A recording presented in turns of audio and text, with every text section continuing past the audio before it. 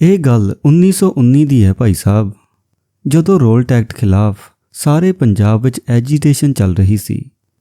ਮੈਂ ਅੰਮ੍ਰਿਤਸਰ ਦੀ ਗੱਲ ਕਰ ਰਿਹਾ। ਸਰ ਮਾਈਕਲ ਤੇ ਡਿਫੈਂਸ ਆਫ ਇੰਡੀਆ ਰੂਲਸ ਤਹਿਤ ਗਾਂਧੀ ਜੀ ਦੀ ਪੰਜਾਬ ਵਿੱਚ ਆਮਦ 'ਤੇ ਰੋਕ ਲਗਾ ਦਿੱਤੀ ਗਈ ਸੀ। ਉਹ ਆ ਰਹੇ ਸਨ ਕਿ ਪਲਵਲ ਦੇ ਕੋਲ ਉਹਨਾਂ ਨੂੰ ਰੋਕ ਲਿਆ ਗਿਆ ਅਤੇ ਗ੍ਰਿਫਤਾਰ ਕਰਕੇ ਵਾਪਸ ਬੰਬਈ ਭੇਜ ਦਿੱਤਾ ਗਿਆ। ਜਿੱਥੋਂ ਤੱਕ ਮੈਨੂੰ ਪਤਾ ਹੈ ਭਾਈ ਸਾਹਿਬ, ਜੇ ਅੰਗਰੇਜ਼ ਇਹ ਗਲਤੀ ਨਾ ਕਰਦੇ ਤਾਂ ਜਲ੍ਹਿਆਂਵਾਲੇ ਬਾਗ ਦਾ ਸਾਕਾ ਉਹਨਾਂ ਦੇ ਰਾਜ ਦੇ ਕਾਲੇ ਇਤਿਹਾਸ ਦੇ ਪੰਨਿਆਂ ਵਿੱਚ ਅਜਿਹੇ ਲਹੂ ਲੁਹਾਨ ਪੰਨਿਆਂ ਦਾ ਹੋਰ ਵਾਧਾ ਨਾ ਕਰਦਾ। ਕੀ ਮੁਸਲਮਾਨ, ਕੀ ਹਿੰਦੂ ਤੇ ਕੀ ਸਿੱਖ, ਸਾਰਿਆਂ ਦੇ ਮਨਾਂ ਵਿੱਚ ਗਾਂਧੀ ਜੀ ਲਈ ਬੇਹੱਦ ਇੱਜ਼ਤ ਸੀ। ਸਾਰੇ ਉਹਨਾਂ ਨੂੰ ਮਹਾਤਮਾ ਕਹਿੰਦੇ ਸਨ। ਜਦੋਂ ਉਹਨਾਂ ਦੀ ਗ੍ਰਿਫਤਾਰੀ ਦੀ ਖਬਰ ਲਾਹੌਰ ਪਹੁੰਚੀ ਤਾਂ ਸਾਰਾ ਸ਼ਹਿਰ ਦੇਖਦੇ ਦੇਖਦੇ ਬੰਦ ਹੋ ਗਿਆ। ਲਾਹੌਰ ਤੋਂ ਖਬਰ ਅੰਮ੍ਰਿਤਸਰ ਪਹੁੰਚੀ ਤੇ ਉੱਥੇ ਵੀ ਦੇਖਦਿਆਂ ਦੇਖਦਿਆਂ ਸਾਰੇ ਸ਼ਹਿਰ ਵਿੱਚ ਮੁਕੰਮਲ ਹੜਤਾਲ ਹੋ ਗਈ।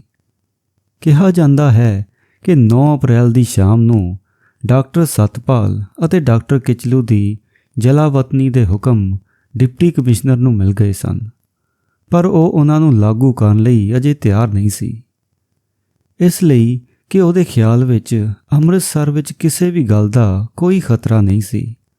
ਲੋਕ ਬੜੇ ਪੁਰ-ਅਮਨ ਤਰੀਕੇ ਨਾਲ ਵਿਰੋਧ ਪ੍ਰਦਰਸ਼ਨ ਅਤੇ ਜਲਸੇ ਜਲੂਸ ਕੱਢ ਰਹੇ ਸਨ।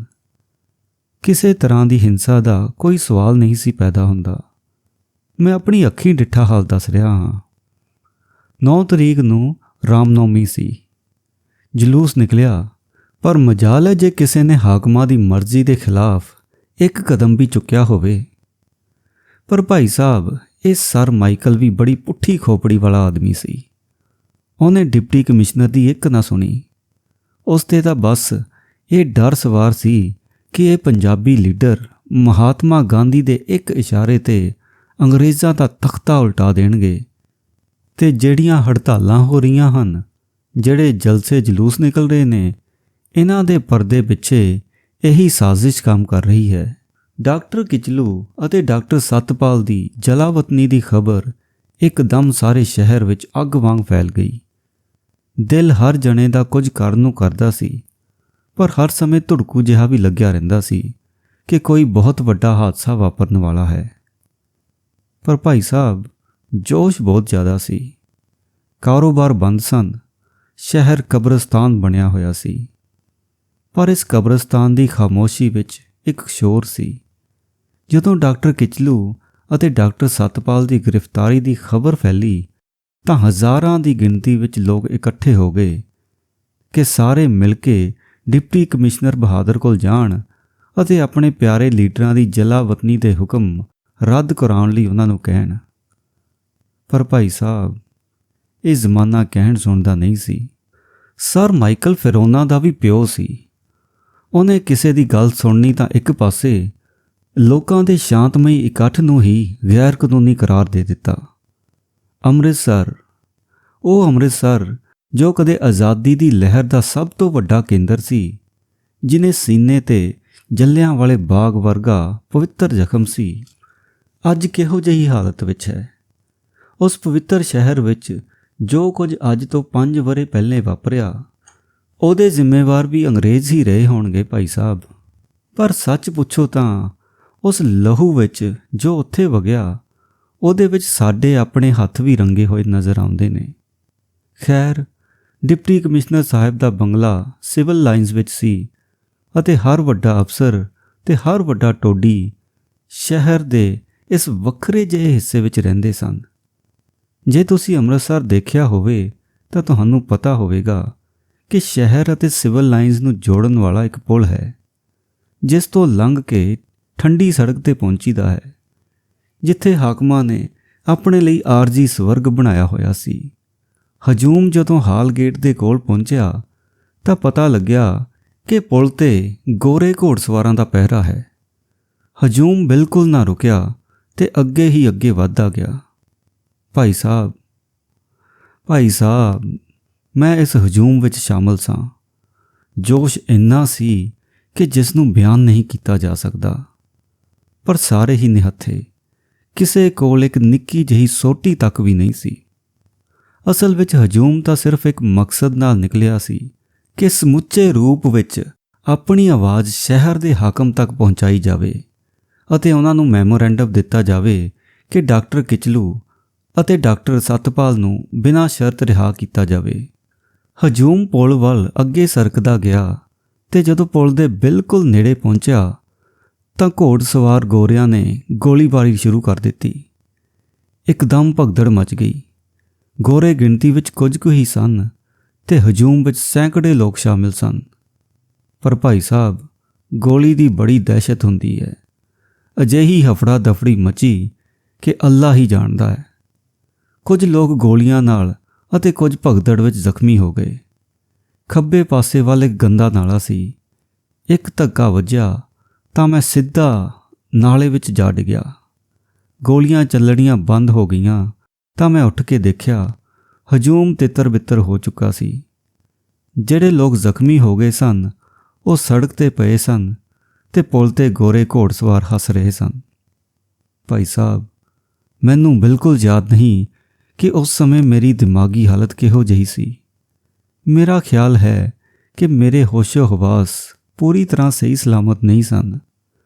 ਨਾਲੇ ਵਿੱਚ ਡਿੱਗਦੇ ਸਮੇਂ ਤਾਂ ਮੈਂ ਬਿਲਕੁਲ ਹੀ ਹੋਸ਼ 'ਚ ਨਹੀਂ ਸੀ, ਪਰ ਜਦੋਂ ਮੈਂ ਨਾਲੇ ਵਿੱਚੋਂ ਬਾਹਰ ਨਿਕਲਿਆ ਤਾਂ ਜਿਹੜਾ ਹਾਦਸਾ ਵਾਪਰ ਚੁੱਕਿਆ ਸੀ ਉਹਦੇ ਧੁੰਦਲੇ ਜਿਹੇ ਨੈਣ ਨਕਸ਼ ਹੌਲੀ-ਹੌਲੀ ਮੇਰੇ ਦਿਮਾਗ ਵਿੱਚ ਉੱਭਰਨੇ ਸ਼ੁਰੂ ਹੋ ਗਏ। ਦੂਰੋਂ ਰੋਲੇ ਰੱਪੇ ਦੀ ਆਵਾਜ਼ ਆ ਰਹੀ ਸੀ, ਜਿਵੇਂ ਬਹੁਤ ਸਾਰੇ ਲੋਕ ਗੁੱਸੇ ਵਿੱਚ ਚੀਕ ਰਹੇ ਹੋਣ, ਅੱਗ ਉਗਲ ਰਹੇ ਹੋਣ।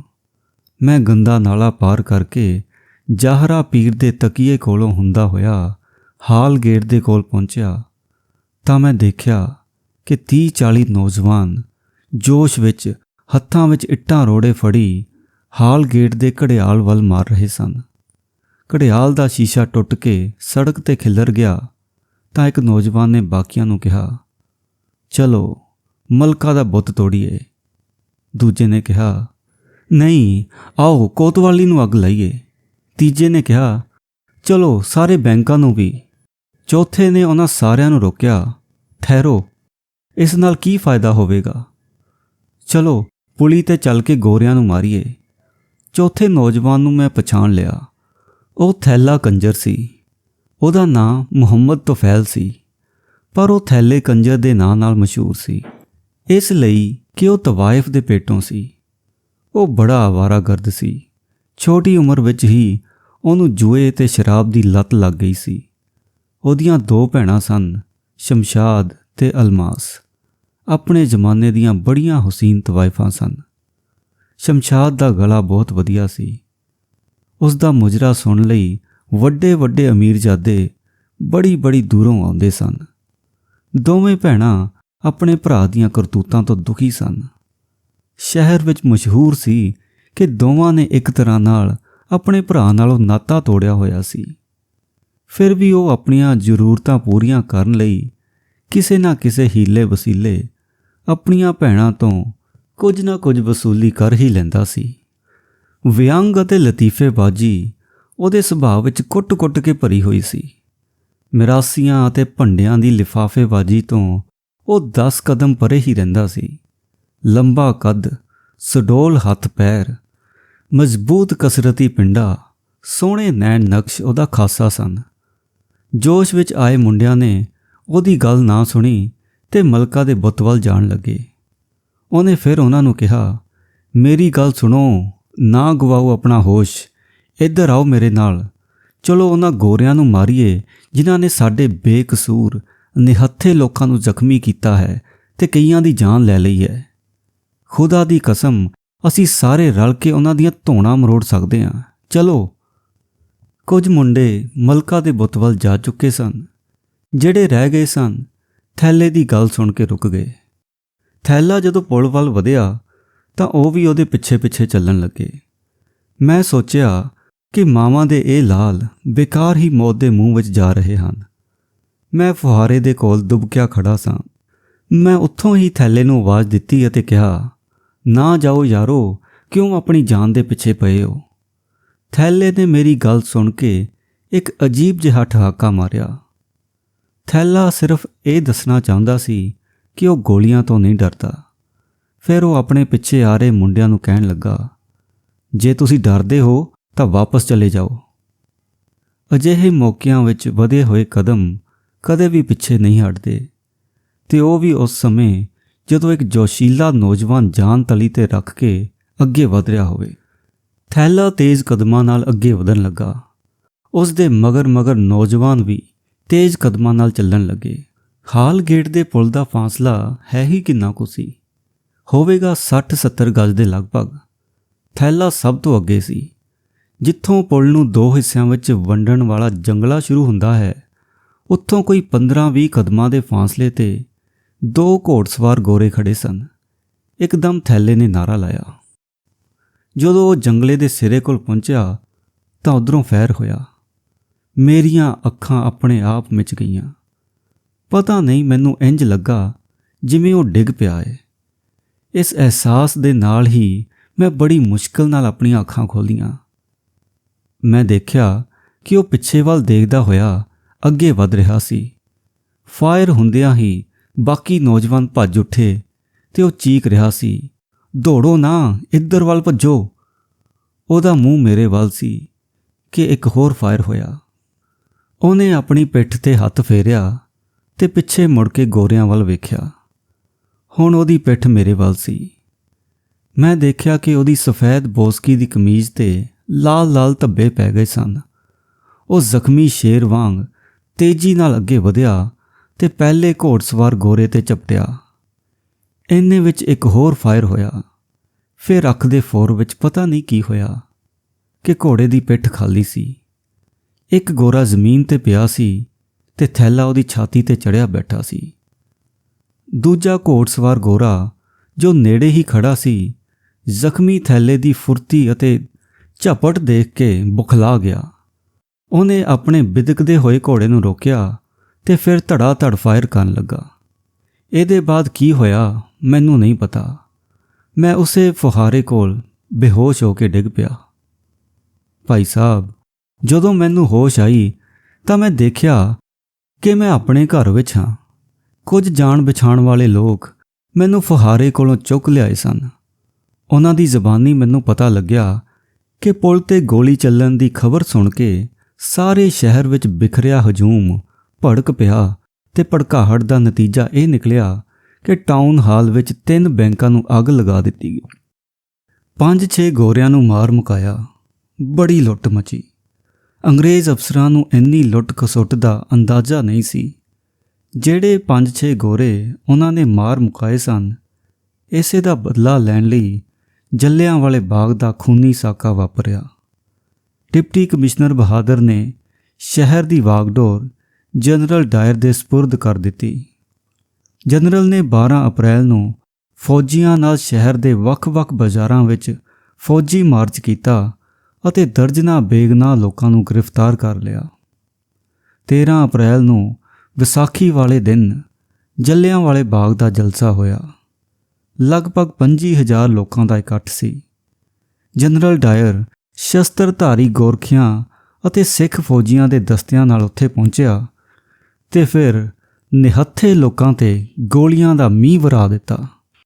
ਉਸ ਖੂਨੀ ਸਾਕੇ ਤੋਂ ਤੁਰੰਤ ਬਾਅਦ ਤਾਂ ਕਿਸੇ ਨੂੰ ਵੀ ਹੋਏ ਜਾਨੀ ਨੁਕਸਾਨ ਦਾ ਠੀਕ ਅੰਦਾਜ਼ਾ ਨਹੀਂ ਸੀ, ਪਰ ਬਾਅਦ ਵਿੱਚ ਜਦੋਂ ਪੜਤਾਲ ਹੋਈ ਤਾਂ ਪਤਾ ਲੱਗਾ ਕਿ 1,000 ਤੋਂ ਵੱਧ ਲੋਕ ਸ਼ਹੀਦ ਹੋ ਗਏ ਤੇ 3,000 ਦੇ ਲਗਭਗ ਜ਼ਖਮੀ ਹੋਏ।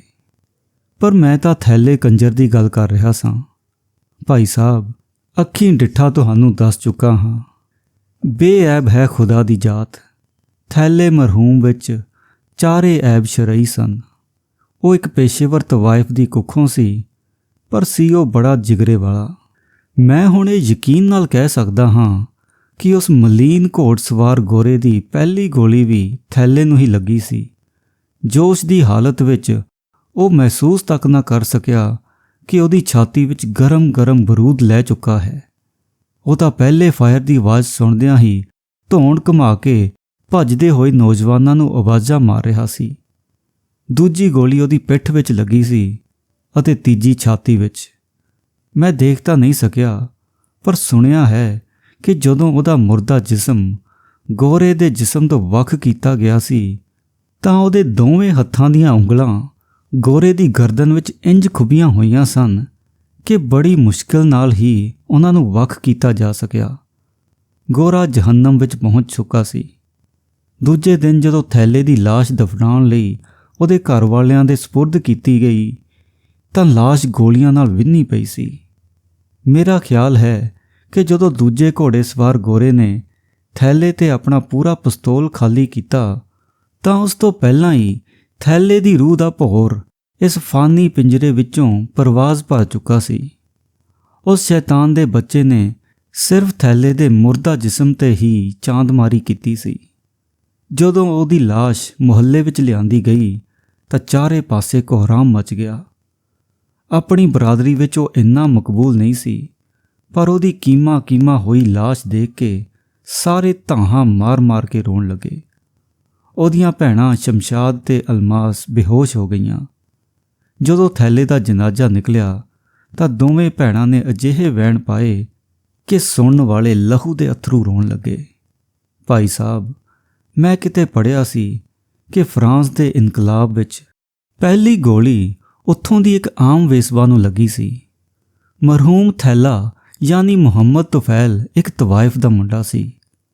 ਇਨਕਲਾਬ ਦੀ ਉਸ ਜੱਦੋ ਜਹਿਦ ਵਿੱਚ ਪਹਿਲੀ ਗੋਲੀ ਜੋ ਥੈਲੇ ਨੂੰ ਲੱਗੀ, ਉਹ ਗੋਲੀ 10ਵੀਂ ਸੀ ਜਾਂ 50ਵੀਂ, ਇਹਦੇ ਬਾਰੇ ਕਿਸੇ ਨੇ ਖੋਜ ਵੀ ਨਹੀਂ ਕੀਤੀ। ਸ਼ਾਇਦ ਇਸ ਲਈ ਕਿ ਸਮਾਜ ਵਿੱਚ ਉਹਦੇ ਵਰਗੇ ਗਰੀਬ ਦਾ ਕੋਈ ਰੁਤਬਾ ਨਹੀਂ ਸੀ। ਮੈਂ ਸੋਚ ਰਿਹਾ ਹਾਂ ਕਿ ਪੰਜਾਬ ਦੇ ਉਸ ਖੂਨੀ ਇਸ਼ਨਾਨ ਵਿੱਚ ਨਹਾਉਣ ਵਾਲਿਆਂ ਦੀ ਸੂਚੀ ਵਿੱਚ ਥੈਲੇ ਕੰਜਰ ਦਾ ਨਾਮੋ ਨਿਸ਼ਾਨ ਤੱਕ ਨਹੀਂ ਹੋਵੇਗਾ, ਤੇ ਇਹ ਵੀ ਕੋਈ ਨਹੀਂ ਜਾਣਦਾ ਕਿ ਅਜਿਹੀ ਕੋਈ ਸੂਚੀ ਕਦੇ ਬਣਾਈ ਵੀ ਗਈ ਸੀ। ਬੜੇ ਸੰਕਟਮਈ ਦਿਨ ਸਨ।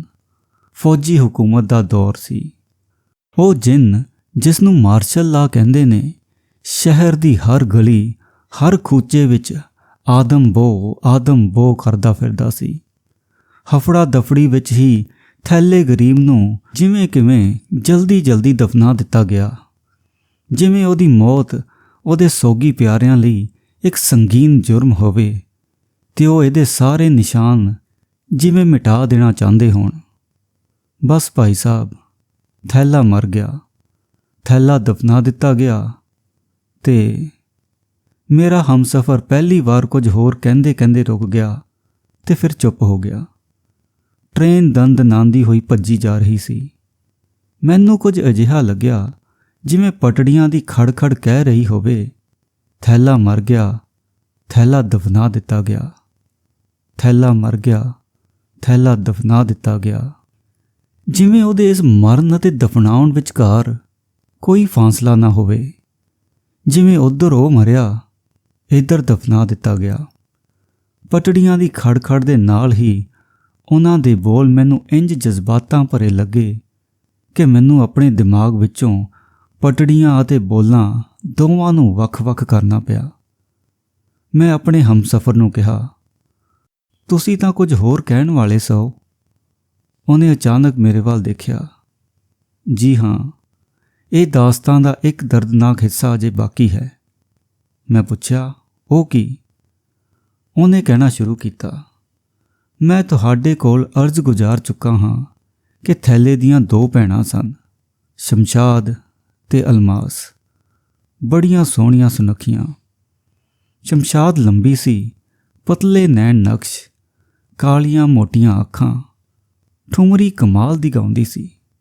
ਸਾਰਿਆਂ ਨੂੰ ਪਤਾ ਹੈ ਖਾਨ ਸਾਹਿਬ ਫਤਿਹ ਅਲੀ ਖਾਂ ਕੋਲੋਂ ਸਿੱਖਦੀ ਰਹੀ ਹੈ।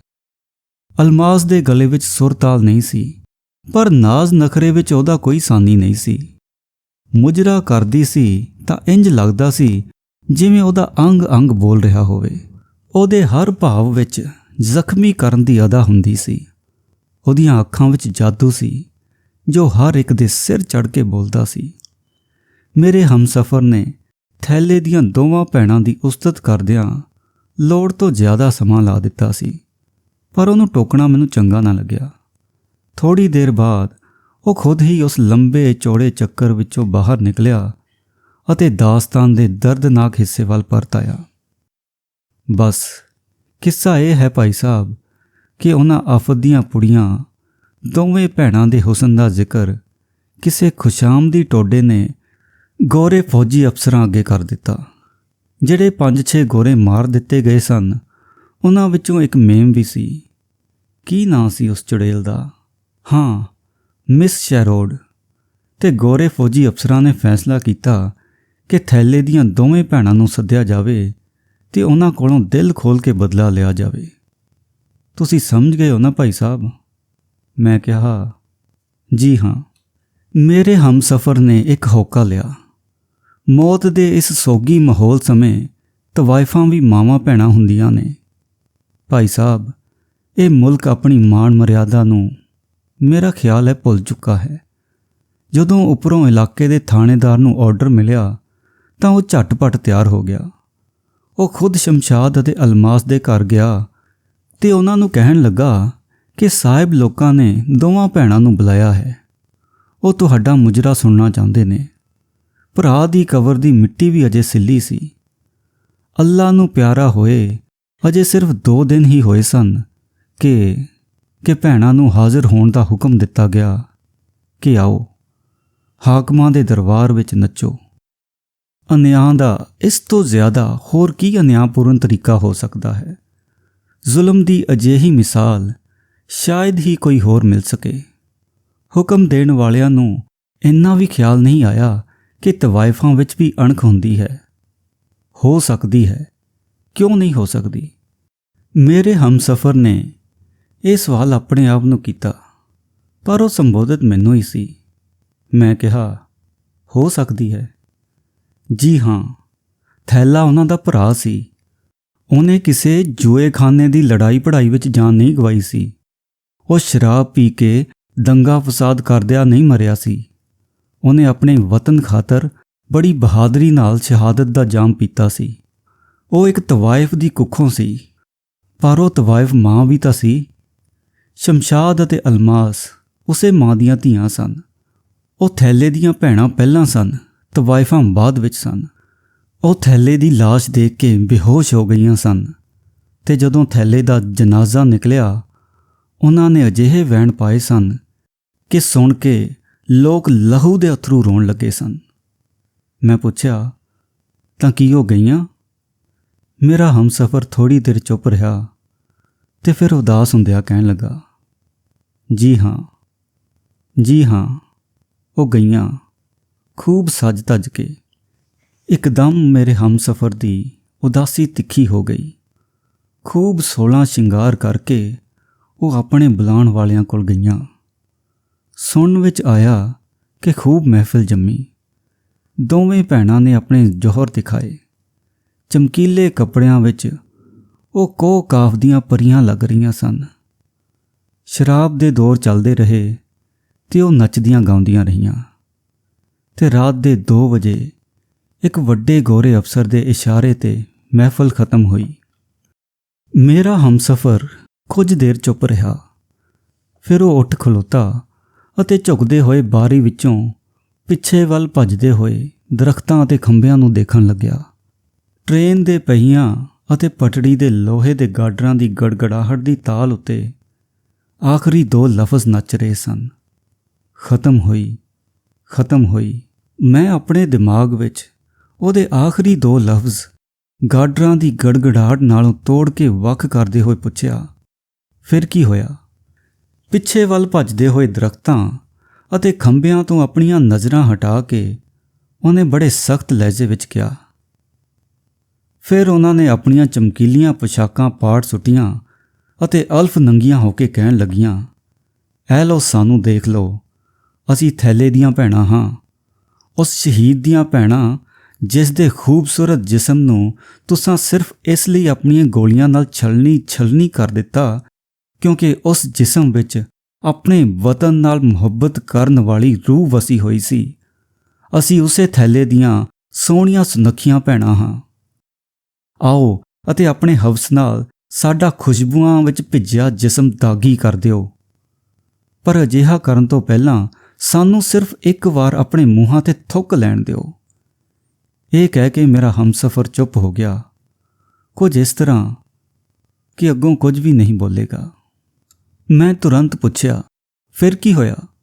ਉਸ ਦੀਆਂ ਅੱਖਾਂ ਵਿੱਚ ਅੱਥਰੂ ਤਰਨ ਲੱਗੇ। ਉਹਨਾਂ ਨੂੰ ਗੋਲੀ ਨਾਲ ਉਡਾ ਦਿੱਤਾ ਗਿਆ। ਮੈਂ ਕੁਝ ਨਹੀਂ ਕਿਹਾ। ਟ੍ਰੇਨ ਸਟੇਸ਼ਨ 'ਤੇ ਪਹੁੰਚ ਚੁੱਕੀ ਸੀ। ਜਦੋਂ ਟ੍ਰੇਨ ਰੁਕ ਗਈ ਤਾਂ ਉਹਨੇ ਇੱਕ ਕੁੱਲੀ ਨੂੰ ਬੁਲਾ ਕੇ ਆਪਣਾ ਸਮਾਨ ਚੁਕਵਾਇਆ। ਜਦੋਂ ਉਹ ਜਾਣ ਲੱਗਾ ਤਾਂ ਮੈਂ ਉਸ ਨੂੰ ਕਿਹਾ, ਤੁਸਾਂ ਜੋ ਦਾਸਤਾਨ ਸੁਣਾਈ ਹੈ ਉਹਦਾ ਅੰਤ ਮੈਨੂੰ ਤੁਹਾਡੇ ਵੱਲੋਂ ਘੜਿਆ ਜਾਪਦਾ ਹੈ। ਉਹਨੇ ਹੈਰਾਨ ਹੁੰਦਿਆਂ ਮੇਰੇ ਵੱਲ ਵੇਖਿਆ। ਤੁਹਾਨੂੰ ਇਹਦਾ ਕਿਵੇਂ ਪਤਾ ਲੱਗਾ? ਮੈਂ ਕਿਹਾ, ਤੁਹਾਡੇ ਲਹਿਜ਼ੇ ਦੀ ਮਜ਼ਬੂਤੀ ਵਿੱਚ ਬਿਆਨ ਨਾ ਕਰਨ ਵਾਲੀ ਪੀੜ ਝਲਕ ਰਹੀ ਸੀ। ਮੇਰੇ ਹਮਸਫ਼ਰ ਨੇ ਆਪਣੇ ਸੁੱਕ ਚੁੱਕੇ ਗਲੇ ਵਿੱਚੋਂ ਥੁੱਕ ਨਿਗਲਦੇ ਹੋਏ ਕਿਹਾ, ਜੀ ਹਾਂ। ਉਹ ਗਾਲ ਕੱਢਦੇ ਰੁਕ ਗਿਆ। ਉਹਨਾਂ ਨੇ ਆਪਣੇ ਸ਼ਹੀਦ ਭਰਾ ਦੀ ਇੱਜ਼ਤ ਨੂੰ ਵੱਟਾ ਲਾ ਦਿੱਤਾ ਸੀ। ਇਹ ਕਹਿ ਕੇ ਉਹ ਕਾਹਲੀ ਨਾਲ ਪਲੇਟਫਾਰਮ 'ਤੇ ਉਤਰ ਗਿਆ।